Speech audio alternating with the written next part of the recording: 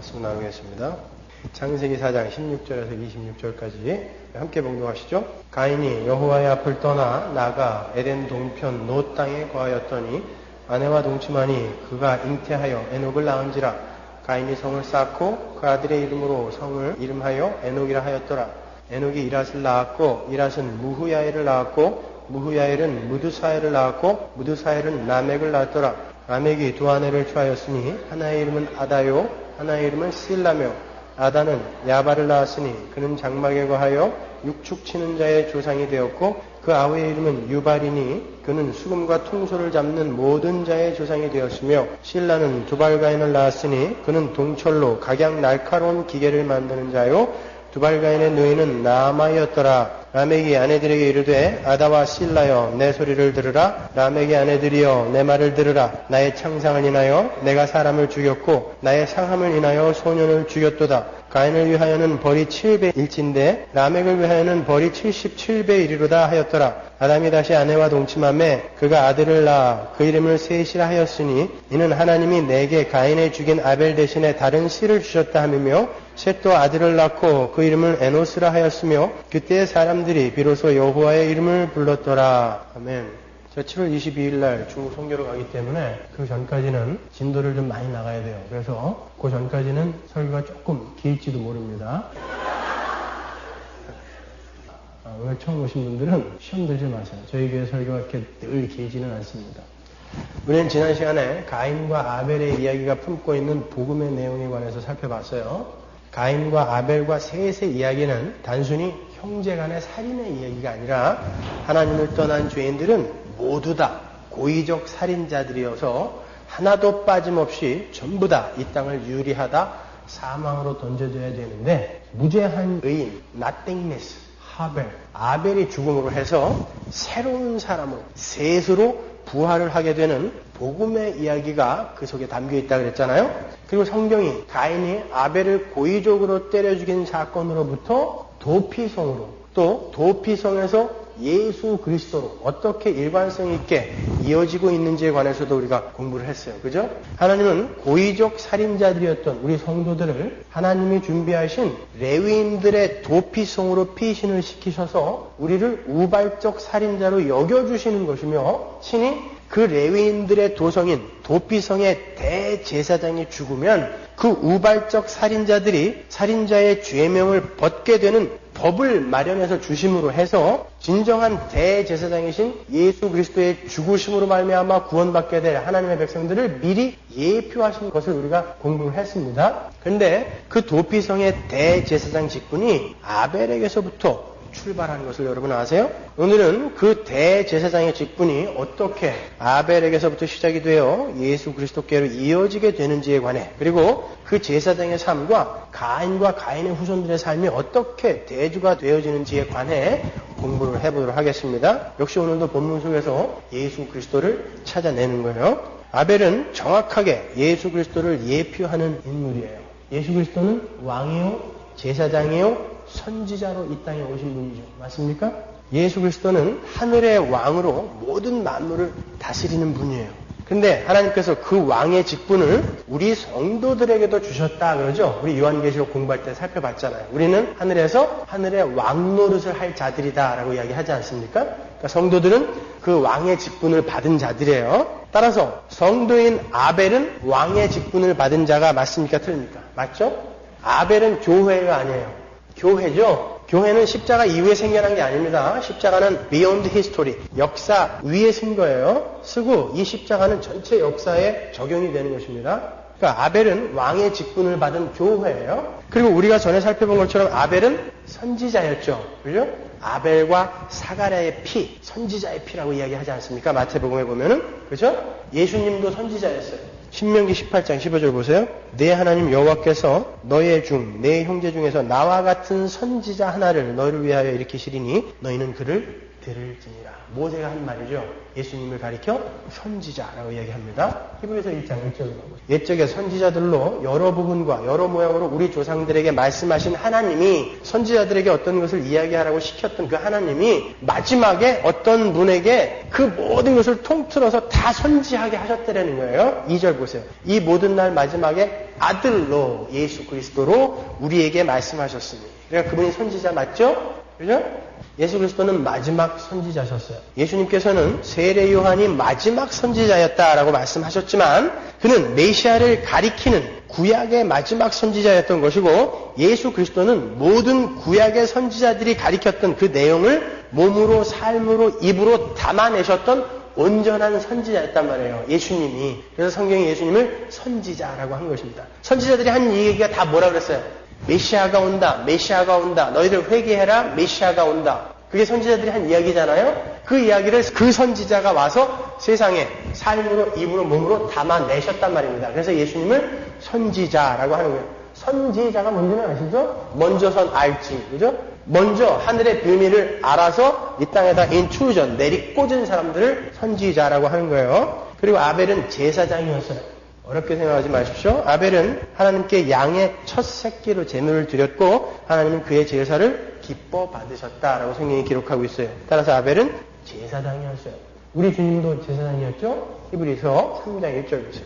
그러므로 함께 하늘의 부르심을 입은 거룩한 형제들아 우리의 믿는 도리의 사도시며 대제사장이신 예수를 깊이 생각하라. 그죠? 맞죠? 제가 왜 굳이 여러분이 익히 다 아시는 이 예수 그리스도의 왕과 선지자와 제사장의 직분을 다시 언급을 하는가 하면 하늘의 왕 그리고 선지자 그리고 제사장이라는 이 직분은 이 역사 속에서 정확하게 삼위일체의 직분이라는 것을 설명해 드리기 위함이에요. 이 삼위일체의 직분이라는 단어는 제가 만들어낸 단어인데 따지지 마시고 왜 제가 그런 이름을 붙였는가를 잘 이해를 하시면서 들어보시란 말이에요. 왜 제가 왕과 제사장과 선지자의 직분을 삼위일체의 직분이라고 했는가 하니 왕이신 예수께서 이 역사 속에서 그 하늘의 왕 노릇을 보여주고 가셨는데 그 삶은 이 역사 속에서 이 세상 속에서 선지자와 제사장의 삶으로 나타나더라는 거예요. 그러니까 왕의 직분과 제사장의 직분과 선지자의 직분이 각기 다른 직분임에도 불구하고 이 역사 속에서 나타나는 모양은 정확히 같더라는 것입니다. 그런 의미에서 제가 삼위일체의 직분이라고 이야기를 하는 거예요. 주님께서는 이 땅에서 선지자로서 삶으로 입으로 하늘의 삶의 원리인 십자가의 삶과 아버지 하나님의 은혜와 사랑을 선지하고 가셨고 자신이 선지하신 그 하늘의 삶의 원리를 직접 몸으로 보여주셨어요. 그것이 자신을 제물로 드려서 하나님께 제사를 드린 십자가의 죽음이었죠. 그 삶이 무슨 삶이에요? 제사장의 삶이잖아요. 그죠? 그러니까 하늘의 왕이 사는 하늘의 왕의 삶의 원리는 이 땅에서 선지자요 제사장의 삶으로 나타나게 되는 거란 말입니다. 자, 왜 제가 이 이야기를 하는지는 곧 알게 되실 거예요. 오늘 우리가 공부할 아벨의 삶도 역시 마찬가지였어요. 그는 하나님 아버지께 은혜를 입은 하늘의 왕 노릇을 할 사람이었습니다. 왜? 교회니까. 구원받은 하나님의 백성이었으니까. 우리 살펴봤잖아요. 의인 아벨은이라고 성경에 기록하고 있지 않습니까? 그러니까 의인이잖아요. 그 사람은. 의인은 믿음으로 말미암아 된다. 믿음은 누구한테 준다? 하나님의 백성에게. 그러니까 아벨은 하나님의 백성이란 말입니다. 여러분을 포함한 모든 성도는 하늘의 왕 노릇을 하는 자들로 부르심을 받은 거예요.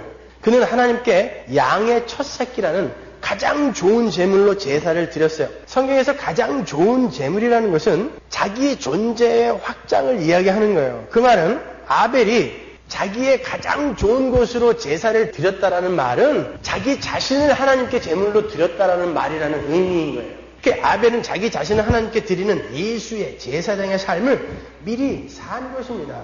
그리고 그는 자신의 삶으로 하늘의 삶의 원리인 십자가의 삶을 자신의 삶으로 입으로 선지했던 사람이었어요. 아벨은 형이 자신을 때려 죽일 때에도 하나님을 배신하지 않았어요. 그는 살 수도 있었어요. 그는 이 땅의 삶이 전부가 아니라는 것을 알았기 때문에 절대 그 형과 타협하지 않았던 거예요. 그는 죽으면서까지 하나님 나라의 존재를 삶으로 증거한 것입니다. 그리고 그 나라의 삶인 십자가의 삶을 형한테 맞아 죽음으로 해서 선지한 거예요. 잘 생각해 보십시오. 가인이 아벨을 정확하게 한 방에 죽였을까요? 그렇지 못했을 확률이 더 높죠. 만약에 아벨이 형 가인이 나를 죽이려고 하는구나 라는 것을 감지했을 때 이 땅에서 나는 어떻게 해서든지 살아남아야 된다라고 했다면 형한테 금방 타협을 했을 거예요. 형 미안해. 내가 잘못해서. 형이 말하는 것처럼 이제 형이 요구하는 삶을 살게. 다시는 형이 나를 질투하게끔 그렇게 안 살게라고 그렇게 한마디만 했으면 살 수 있었던 거예요. 그런데 아벨은 그냥 가인에게 맞아 죽어버렸어요. 성경이 일부러 그렇게 기록하고 있는 것입니다. 그게 성도의 삶이기 때문에 그래요.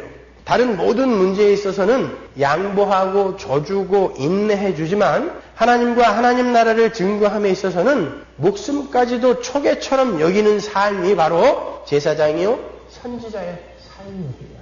보세요. 하늘의 왕노릇을 할 첫 번째 천국 시민이 이 땅을 제사장으로 선지자로 살다 갔어요. 심지어 자신의 삶 전체를 하나님 앞에 제물로 드리고 간 것입니다. 그게 아벨의 삶이었어요. 그런데 성경은 그러한 삶이 단순히 아벨 한 사람의 삶에 국한된 것이라고 이야기하지 않습니다. 베드로전서 2장 9절 보세요. 오직 너희는 택하신 족속이요 왕같은 제사장들이요. 여기서 왕같은이라고 번역이 된 바실레온이라는 단어는 주격 형용사예요. 소유격 형용사가 아니에요. 그러니까 이렇게 해석하는 게 맞죠? 왕인 제사장들이요. 왕다운 제사장들이요. 그러니까 우리 성도를 왕이요 제사장이라고 이야기하는 것입니다. 거룩한 나라요 그의 소유된 백성이니 이는 너희를 어두운 데서 불러내어 그의 기이한 빛에 들어가게 하신 자의 하나님의 아름다운 덕을 선전하게 하려 하심이라. 뭐예요 이게? 선지자의 삶이죠. 하나님의 아름다운 덕을 선전하게 하는 삶. 그죠? 성경은 우리 성도들이 바로 하늘의 왕노릇을 할 사람들이고 제사장들이며 하나님의 아름다운 덕을 선전하는 선지자라고 말씀하고 있는 거예요. 그러면 이 땅에서의 우리의 삶이 어떠해야 옳죠? 하늘의 왕인 우리가 이 땅에서 어떠한 삶을 살아야 됩니까? 아벨처럼 예수 그리스도처럼 제사장의 삶, 선지자의 삶을, 십자가의 삶을 살아내야 되는 거예요. 예수 그리스도와 아벨의 삶이 이 시대에, 이 시간을 살고 있는 이 시대에 우리에게 그대로 투영이 돼야 되는 것입니다. 나타나야 되는 거예요. 그 삶이 쉬웠습니까, 여러분? 가인에게 맞아 죽는 삶이 쉬워요? 어렵습니다. 그래서 예수 믿는 것을 어렵다고 하는 거예요.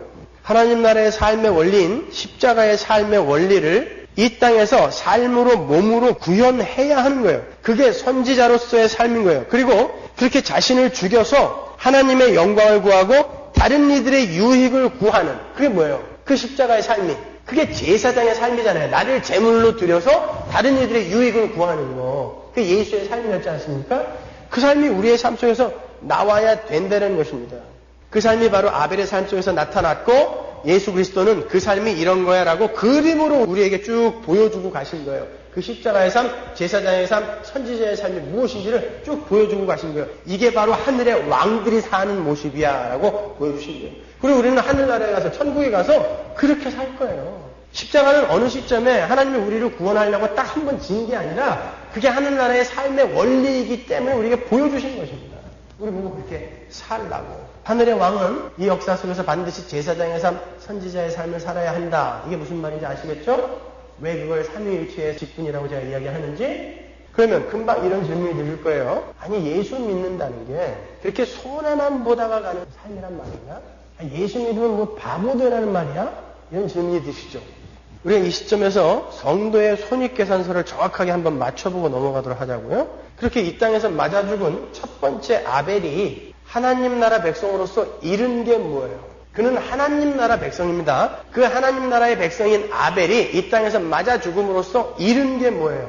하나님 나라의 백성인 아벨이 하나님 나라에 꼭 가져가야 할 어떤 것을 잃게 되었습니까?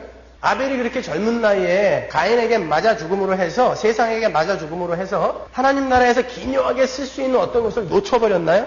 그는 하나님 나라의 백성이에요. 그러니까 거기에 필요한 것을 이 땅에서 맞아 죽음으로 해서 놓친 게 있습니까? 잃어버린 게 있습니까? 하나도 없어요. 그죠? 아벨은 하나님 나라의 백성이에요. 하나님 나라의 백성은 이 땅에서 잃을 것이 없는 사람들입니다. 손해볼 것이 없는 사람들인 거예요.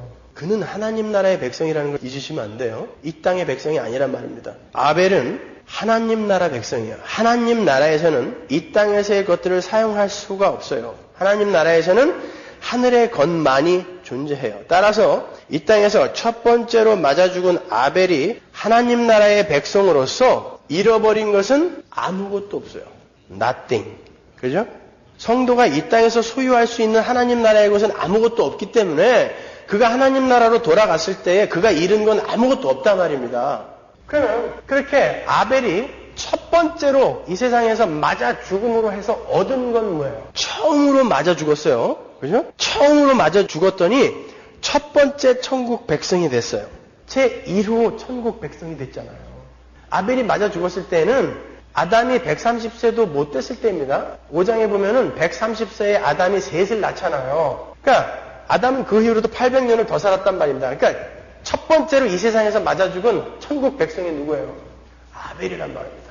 여러분, 이 땅에서 우리가 가인들에게 맞아 죽는 삶은 이 땅에서 우리가 손해보는 삶이 아니에요. 무엇을 잃어버리는 삶이 아니라 수지 맞는 삶인 것입니다.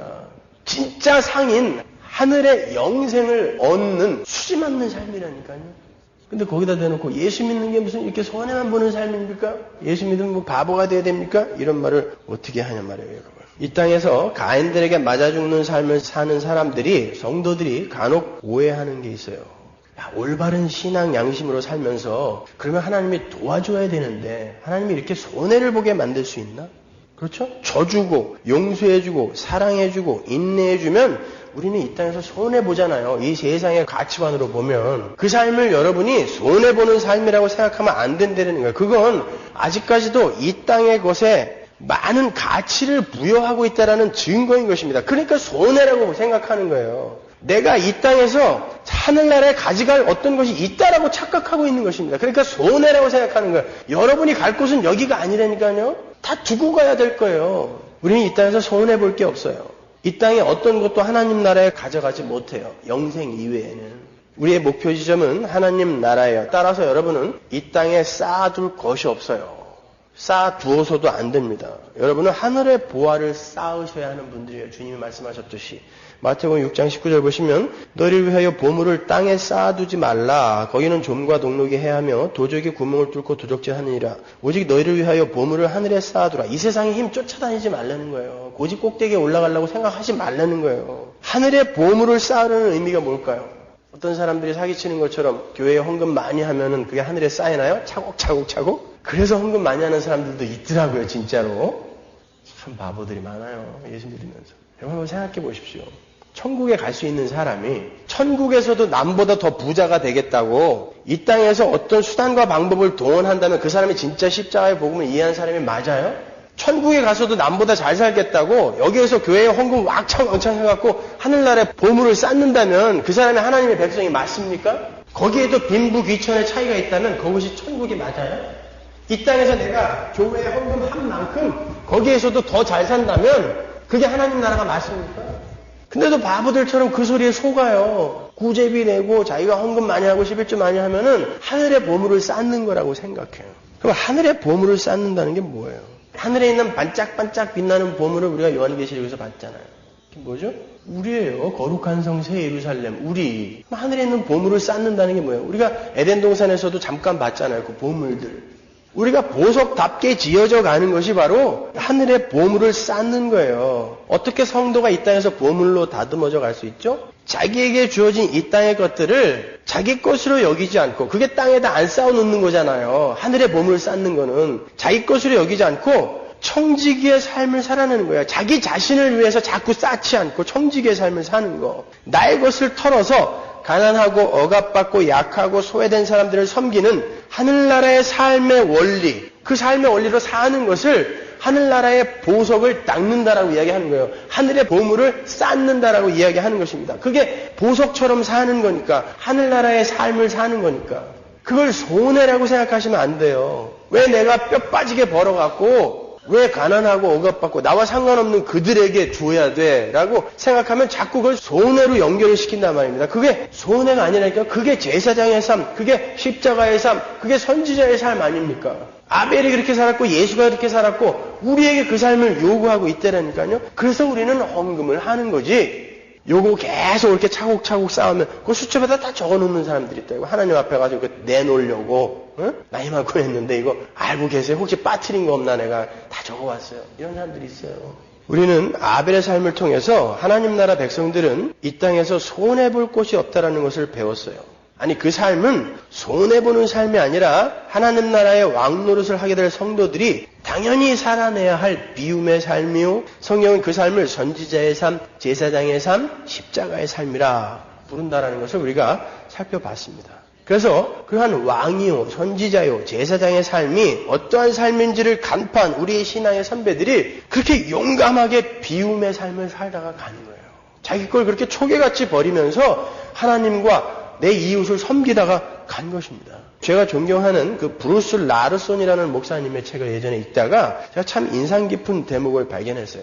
그분이 돌아가신 자신의 어머님과 장모님을 그리면서 이런 말씀을 하시더라고요. 그 목사님 부부가 목회자로서 너무나 가난한 삶을 살고 있을 때 자신들을 이렇게 훌륭한 신앙인들로 키워진 부모님들에게 감사의 선물을 하기로 결심했다 그래요. 그래서 없는 살림에 모으고 모아서 장모님에게는 금목걸이를 선물해드리고 당신의 어머님께는 어머님이 좋아하시는 화가의 그림을 사드렸대요. 그 후로 많은 세월이 흐르고 두 분 어머님께서는 이제 다 돌아가셨을 때 부엌 테이블에 앉아서 아내와 차를 마시면서 문득 아내의 목을 보니까 수십 년 전에 자기가 장모님께 사드린 그 금목걸이가 거기 걸려있더라는 거예요. 돌아가시면서 물려주신 거죠. 그리고 부엌의 벽을 보니까 수십 년 전에 자기가 자기 어머님에게 없는 돈 털어서 감사의 선물로 해드렸던 그 그림이 아주 값비싼 그림이 되어서 걸려있더라는 거예요. 그러면서 그분이 뭐라고 말씀하셨냐면 우리가 살면서 나의 것을 비워 나 아닌 다른 이들에게 주는 삶을 사는 것은 결코 손해를 보는 것이 아니다.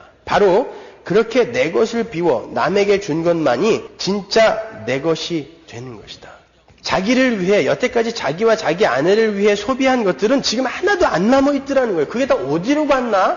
근데 그 없는 살림에 부모님들에게 어머님들에게 감사의 선물을 한 것들은 자기 몸에 그대로 남아있더라는 거예요. 웨스트민스터 대수도원에 있는 크리스토퍼 채프만의 묘비에는 이런 유언이 적혀 있어요. 내가 죽음 앞에 서보니 내가 평생토록 다른 이들에게 준 것은 내가 모두 갖고 있구나. 그것들은 모두 다 그들의 삶 속에 나의 것으로 남아있다. 그런데 내가 다른 이들에게 모두 베풀지 못하고 여전히 나에게 남겨두고 가는 것들은 나의 죽음 앞에서 내가 모두 잃어버린 것들이 되었다. 이렇게 쓰여 있어요. 우리가 이 땅을 떠나면서 내 소유로 남겨둔 것들은 하나님 나라에서 하나도 쓸모가 없는 것들이기 때문에 그것은 다 잃어버린 것이 된다는 거예요. 하나님께서 나에게 청지기로 너 이거에다가 쓰고 와 라고 하나님이 주신 걸 내가 내 소유로 남겨두고 죽었더니 그게 다 잃어버린 게 되더라는 거예요. 그것으로 내 이웃을 섬기고 하나님을 섬기는 데 썼으면 그게 다 내 것으로 남아 있었을 텐데 그것을 하지 못하는 바람에 나는 다 잃고 가게 되었다. 이런 유언을 했다라는 것입니다.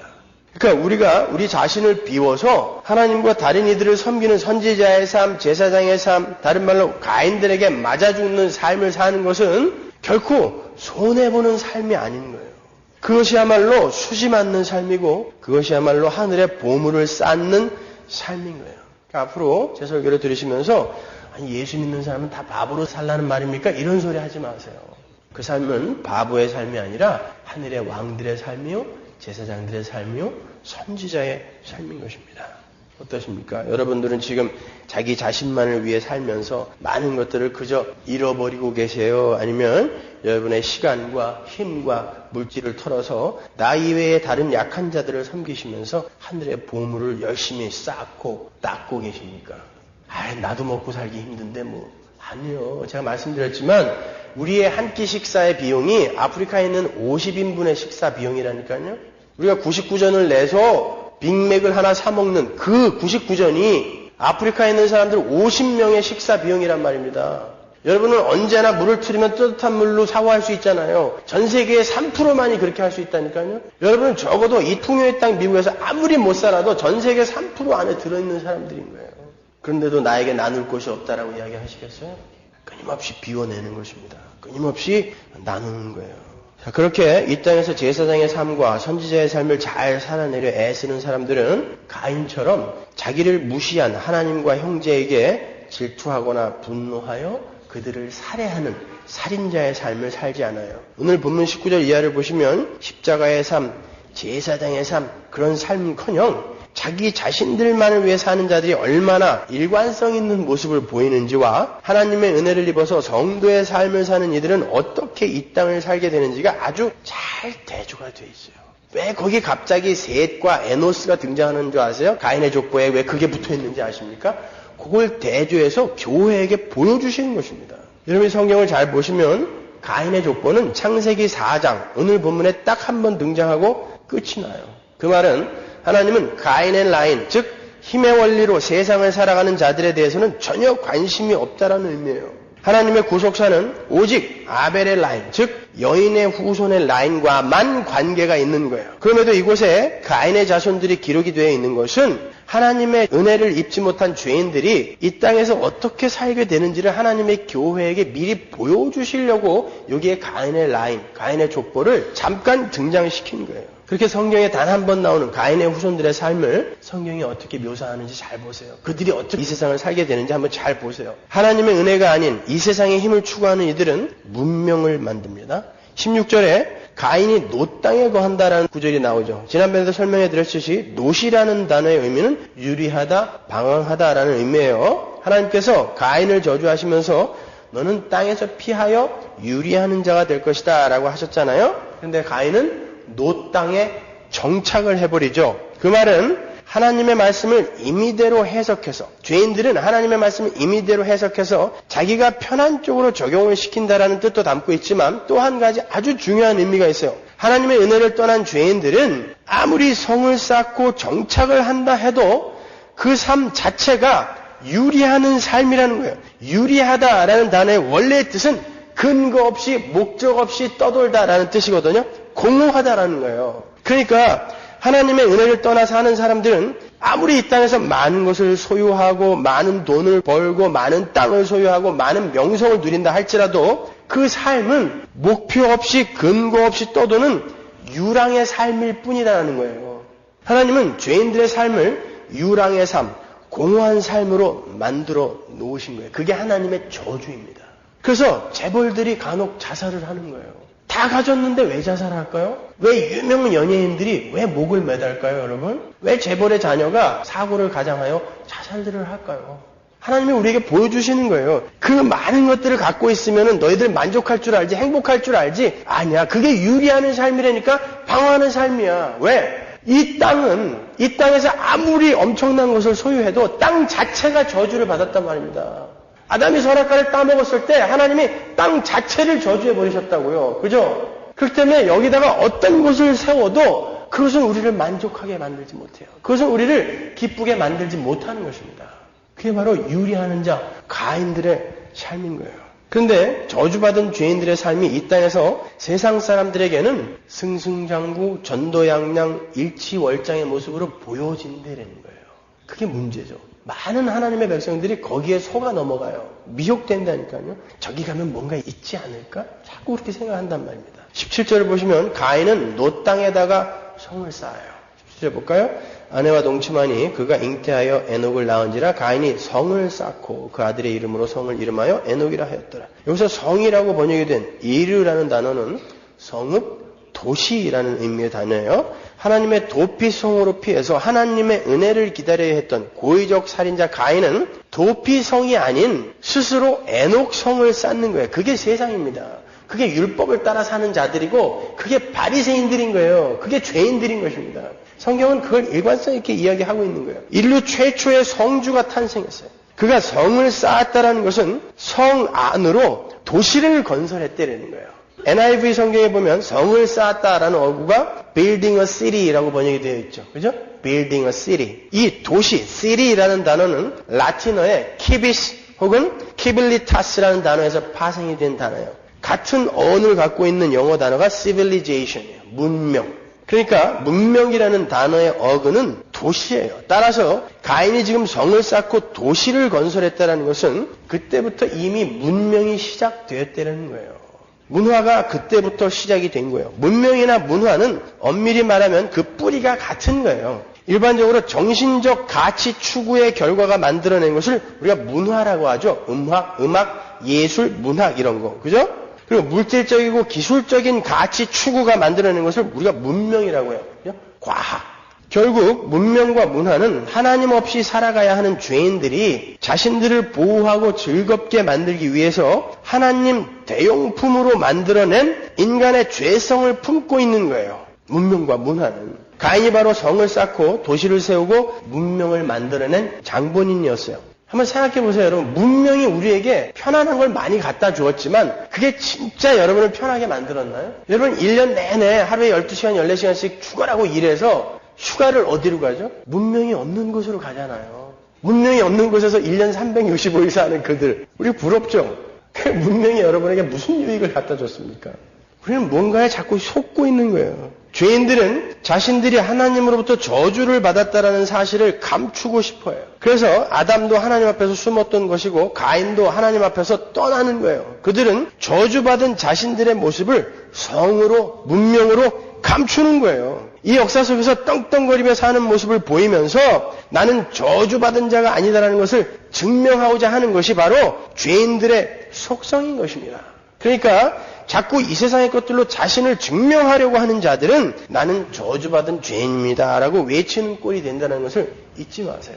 그래서 예수님이 이 땅에 오셔서 자신을 자기 힘으로 증명하지 않으신 거예요. 그냥 오해받고 죽으신 것입니다. 그게 십자가인 거예요. 그 고의적 살인자인 가인의 후예들이 이 세상을 어떻게 살아가는지 보세요. 18절. 에녹이 이랏을 낳았고 이랏은 무후야엘을 낳았고 무후야엘은 무드사엘을 낳았고 무드사엘은 라멕을 낳았더라. 가인의 아들 에녹이 이랏을 낳았어요. 이랏은 도망자라는 뜻이에요. 에녹은 뭐예요? 바치다. 자기 자신에게 바치다라는 뜻이라 그랬죠. 고대 히브리 사람들에게 있어서 이름이라는 것은 그 사람의 속성이나 본질 혹은 약속이나 예언이 그 속에 들어있는 거라고 했습니다. 그 자녀들의 이름이 모두 이래요.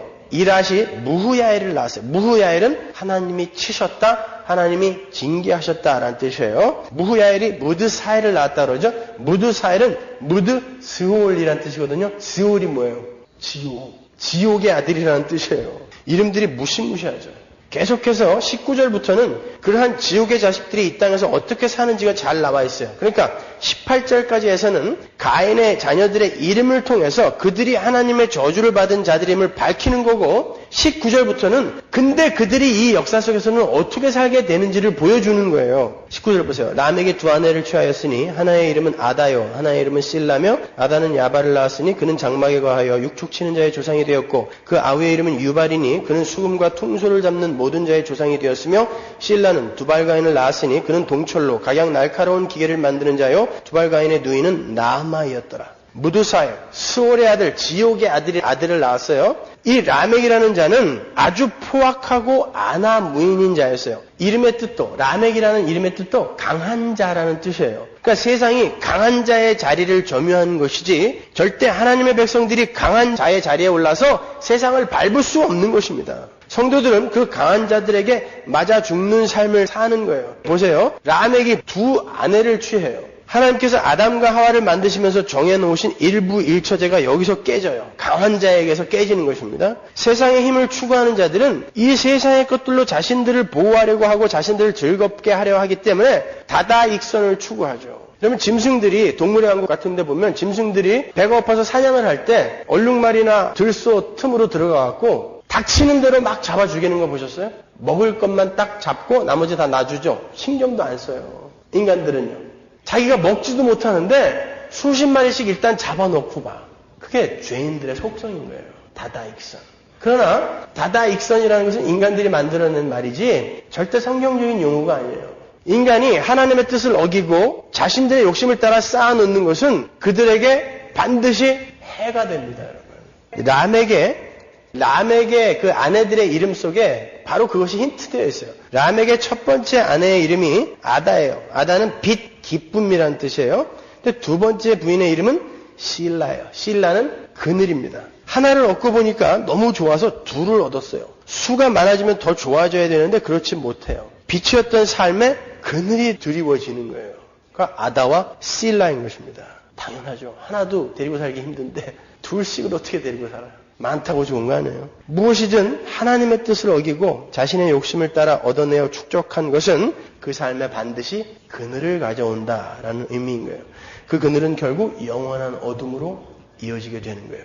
그래서 욕심이 잉태하여 죄를 낳고 죄가 잉태하여 사망을 낳는다라고 성경이 얘기하는 것입니다, 여러분.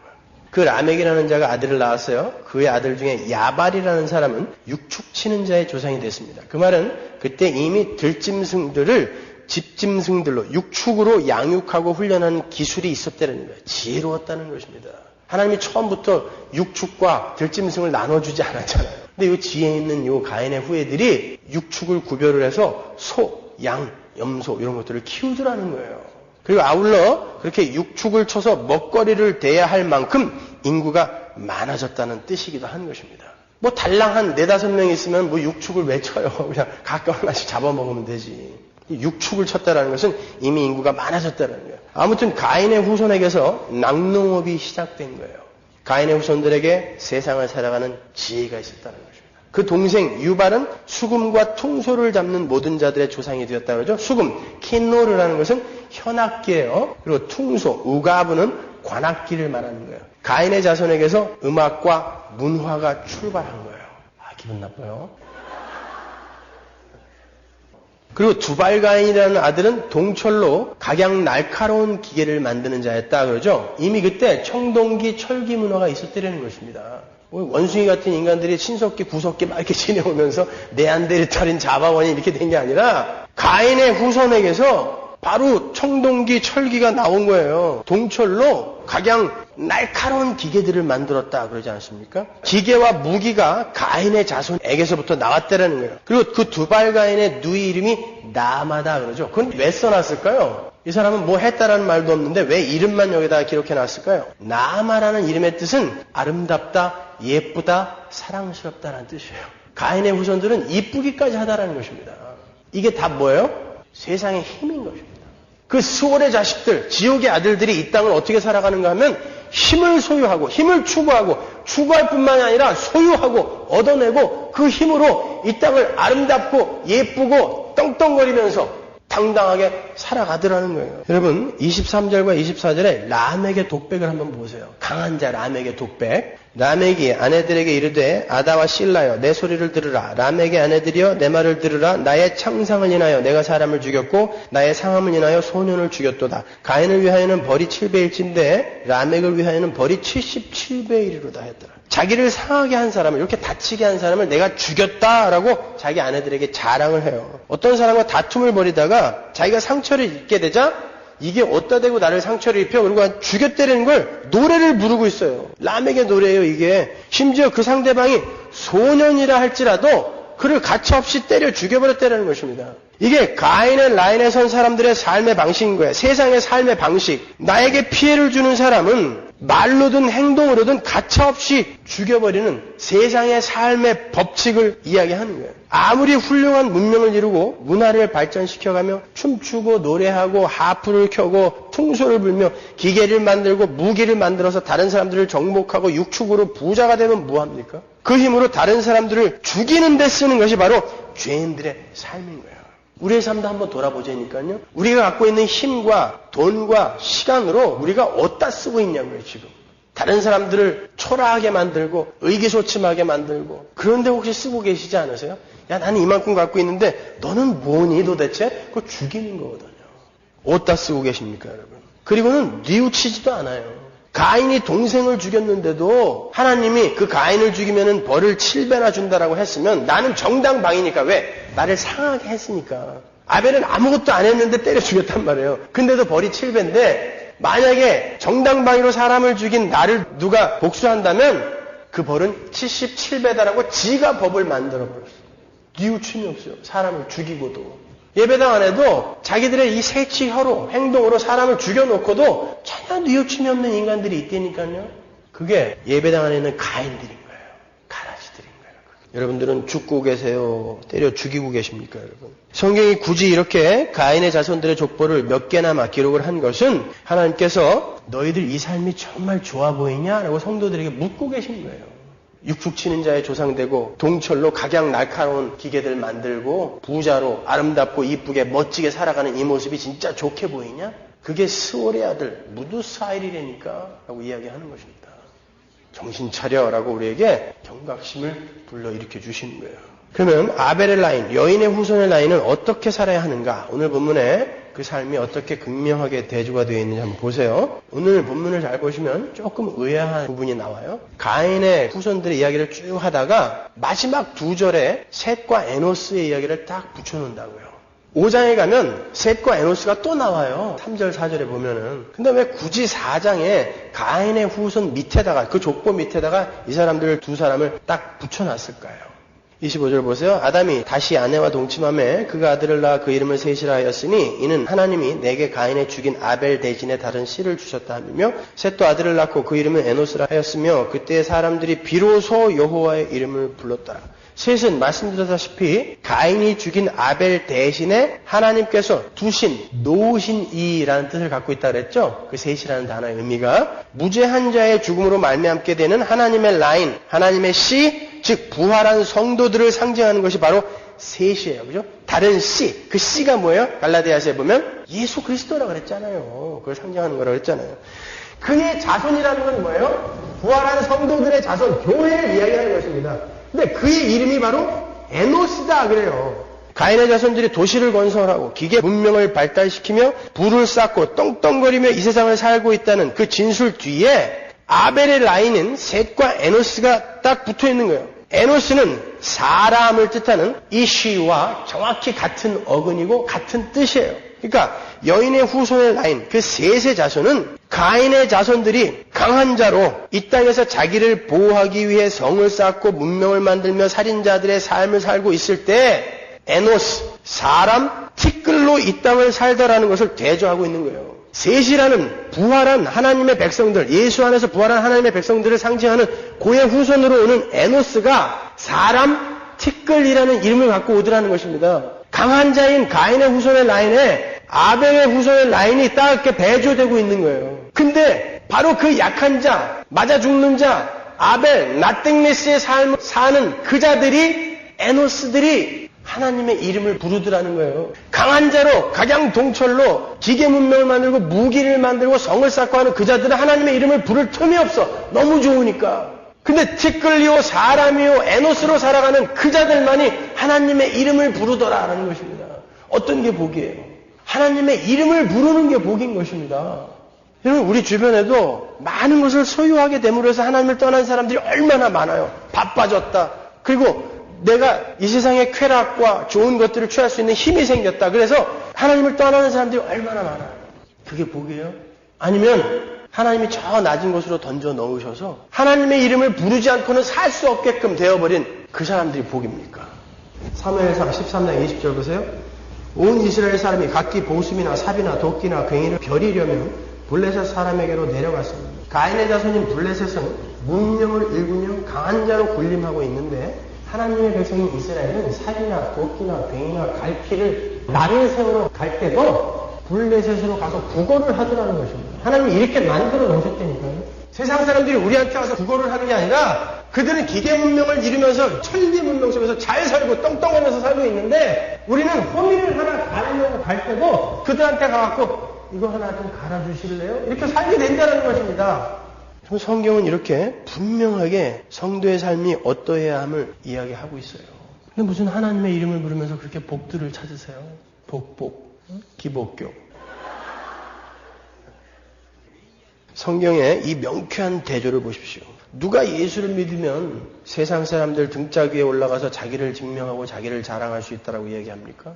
예수를 믿는다는 것은 십자가를 지는 삶인 거예요. 심지어 원수를 위해서 나의 속옷뿐만 아니라 겉옷까지도 벗어주는 자기를 비우는 삶이에요. 예수님이 그래서 발가벗겨져서 돌아가신 것입니다. 다 주고 가신 거예요. 다 주고. 그렇게 하루하루를 자기를 비워가는 삶이 바로 하늘의 보석을 보석답게 닦아내는 삶인 거예요. 그게 제사장의 삶이요, 선지자의 삶이요, 십자가의 삶이에요. 그걸 손해라고 이야기한단 말이에요?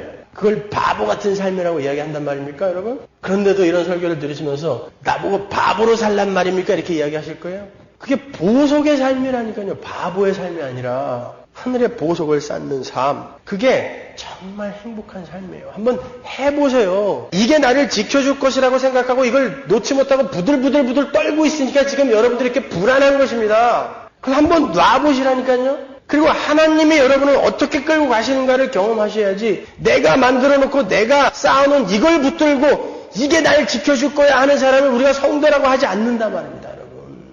그럼에도 불구하고 그것들이 자기를 지켜줄 거라고 착각하고 있어요. 그러한 사람들이 가인처럼 라멕처럼 하나님과 내 이웃들에게 분노할 수 있어요? 나보다 나은 사람들을 질투할 수 있어요? 낮아지는 게 복인데 나보다 나은 사람을 왜 질투해요? 불쌍히 여겨야지.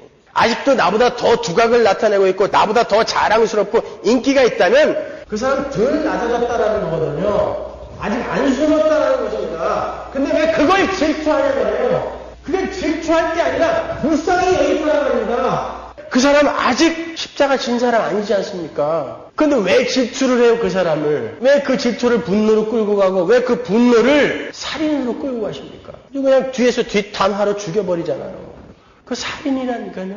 낮아지는 게 복이라면서요. 비우는 게 복이라면서요. 그렇다면 우리가 아무리 낮은 곳으로 밀려 내려간다 할지라도 우리는 분노하면 안 되는 거예요. 질투하면 안 되는 것입니다, 여러분. 이런 분노와 질투는 죄로 인해 사람들에게 닥치게 된 사망의 증상들이라고 했죠. 병은 사망이에요. 나머지 것들은 다 뭐예요? 사망의 증상들이란 말입니다. 그래서 이 사망만 치료하면 되는 거예요. 사람들은 반드시 그 죽음의 증상들을 치유받아야 돼요. 그런데 그 죽음을 해결할 수 있는 약은 복음밖에 없어요. 그렇잖아요. 사망에서 생명으로 옮길 수 있는 약은 복음밖에 없어요.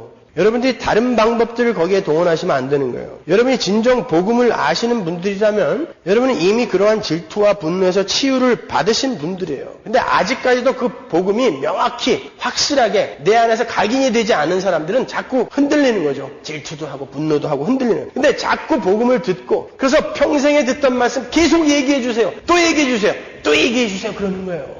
자꾸 들어야 내가 자꾸 낮아질 수 있으니까, 분노하지 않을 수 있으니까, 질투하지 않을 수 있으니까.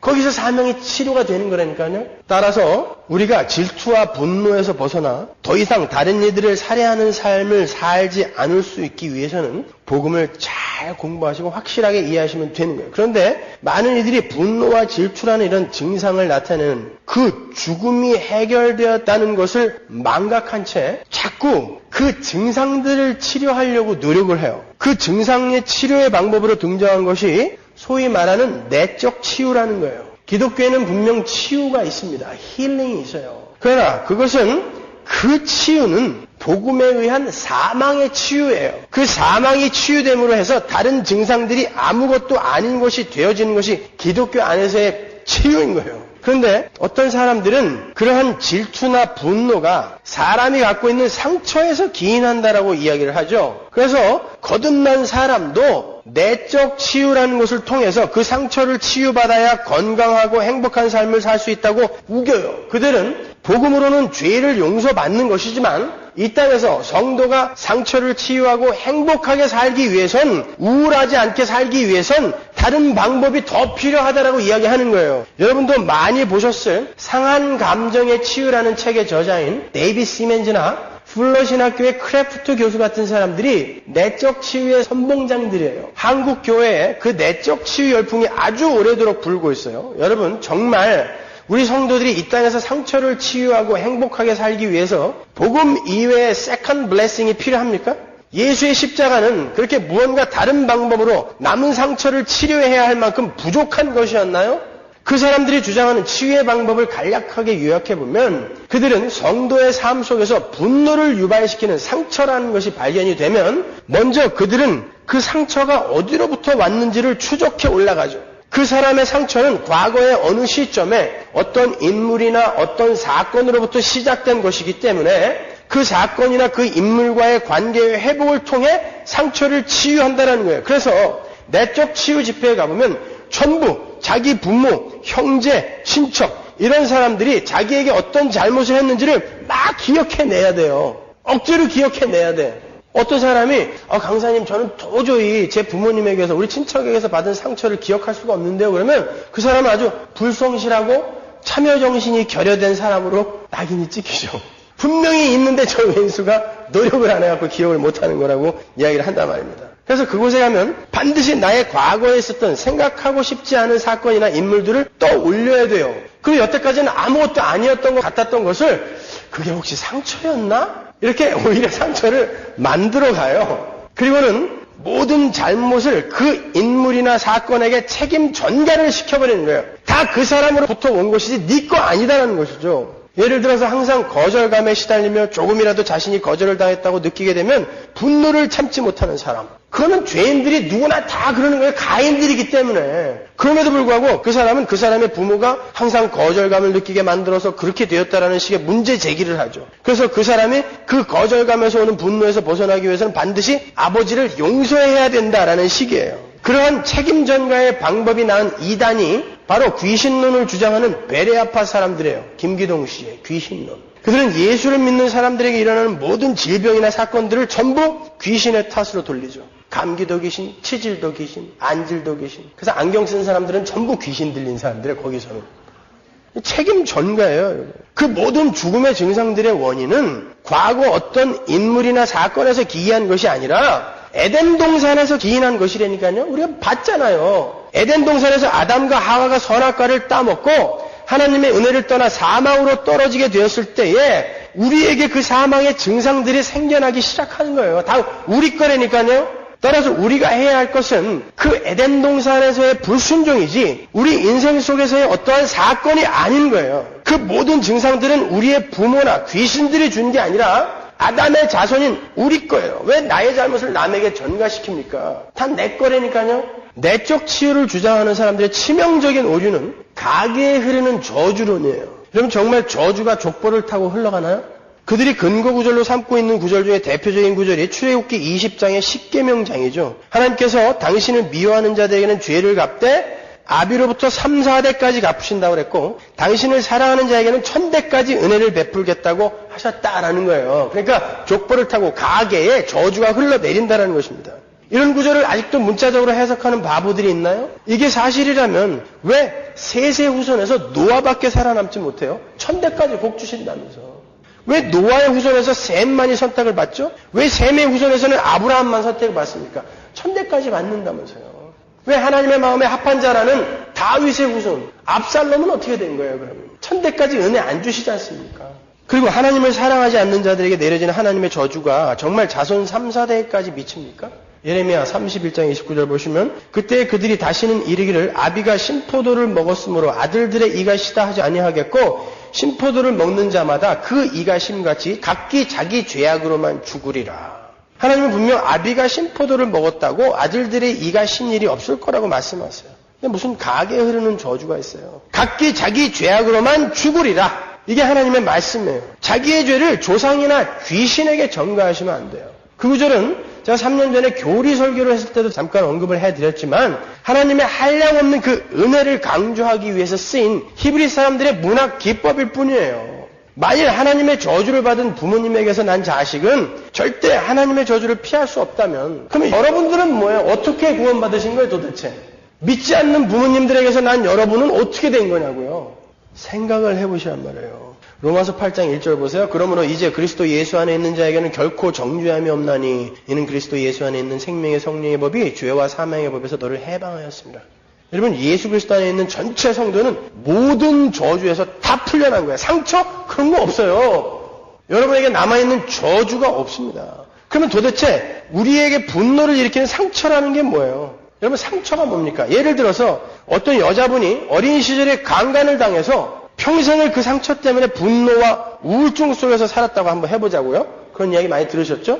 그리고 어떤 사람은 어려서부터 늘 부모에게 학대를 당해서 심한 거절감에 시달리며 살아왔어요. 어떤 사람은 늘 무시당하는 삶을 살아오는 바람에 누군가가 조금이라도 자신을 무시하는 발언이나 행동을 하면 격렬하게 분노를 하면서 살았어요. 그런데 그러한 사람들이 예수님을 만났어요. 복음을 전해 듣고 감격 속에서 구원을 확인했습니다. 내적 치유를 강조하는 사람들은 그 사람들은 구원은 받았지만 그 어린 시절의 상처는 구원을 받은 이후에도 반드시 치유를 받아야 한다라고 해요. 여러분, 죄와 허물로 죽었던 자에서 새 생명으로 살아난 성도들에게 있어서 그 사람의 삶에 일어난 모든 사건들이나 그리고 그 사람들에게 주어진 모든 인간들은 다 왜 주어진 거라고 그랬어요? 모든 것이 합력하여 선을 이루기 위해 주어진 거란 말입니다. 우리에게 온 우리가 이해할 수 없는 그러한 사건들, 그러한 인간들, 나를 학대한 사람들, 그 사람들은 전부 나를 하나님의 자녀로 만들어내기 위해 하나님이 허락하신 사건들이고 인간들이었단 말입니다. 우리는 그러한 사건들을 반추하면서 그걸 상처로 떠올려서 나한테 또 한 번 그럼 죽여버릴 거야 로 가는 게 아니라 모든 인간들이 선악과를 따먹은 모든 인간들이 가인의 후예가 된 모든 인간들이 그렇게밖에 살 수 없는데 그들이 만들어내는 열매들은 전부 그렇게 추악한 것일 수밖에 없는데 근데 나도 그렇게 살아갔을 수밖에 없었는데 하나님이 어떻게 나를 구원하셔서 나를 그 자리에서 빼어주셨는가 라고 우리는 그 세상의 악을 그 사건을 통해서 확인하면 되는 것입니다. 그래서 악한 자들이 이 세상에 필요한 거라니까요. 나를 학대한 그 인간들, 나를 강간한 그 인간들을 떠올리면서 상처받고 넘어지는 게 아니라 하나님의 은혜를 떠난 인간들은 전부 그렇게 악당들인데 자기 유익을 위해서는 자식까지도 학대할 수 있는 그런 악당들임에도 불구하고 하나님이 어떻게 그 자리에서 나를 구원해 주셨을까? 하나님의 은혜가 아니었으면 나 큰일 날 뻔했구나 로 가는 거예요. 뭐가 상처입니까? 어떤 게 상처라고 이야기하는 거예요 도대체. 아벨들은 그렇게 맞아 죽는 삶을 사는 거라니까요. 그러면서 악을 폭로시키는 거라니까요. 왜 그걸 상처라고 부르시냔 말입니다. 우리는 에노스로 이 세상을 살아가는 거예요. 티끌로 살아가는 거예요. 그러면서 하나님의 이름을 부르면서 가는 것입니다. 그 자들만이 하늘의 소망을 붙드는 거잖아요. 근데 왜 가인들의 삶을 그렇게 소망하세요? 예배당에 앉아서 뭐가 기독교예요? 뭐가 복음입니까? 여러분 이 땅에서 제사장으로 선지자로 십자가를 지는 삶으로 아벨로 에노스로 살다가 가시면 되는 거예요. 그럼 곧 끝나요. 곧 끝납니다, 여러분. 그 역사 속에서 보석 같은 하늘의 보석 같은 삶을 살다가 가셔야지. 이 땅에 똥덩이들을 쌓아놓는 그 삶을 살다가 가시겠습니까? 분노하지 마시고 질투하지 마시고 하늘의 보석을 잘 닦는 삶, 삼위일체의 직분의 삶 잘 살다가 가세요. 기도하겠습니다.